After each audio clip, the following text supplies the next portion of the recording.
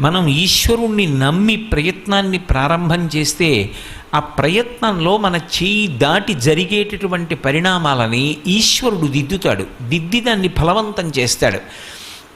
అందుకే వారు ఆ స్వామి చెప్పినటువంటి మాట యందు పరిపూర్ణమైన విశ్వాసంతో క్షీరసాగర మథనాన్ని ప్రారంభం చేశారు. ఆ పాలవెల్లి లోపల అప్పటికప్పటికి మందరాగము తిరుగన్ చెప్పెడిదేమున్నది అజుని చెవులు చిందరగునియన్ అన్నారు.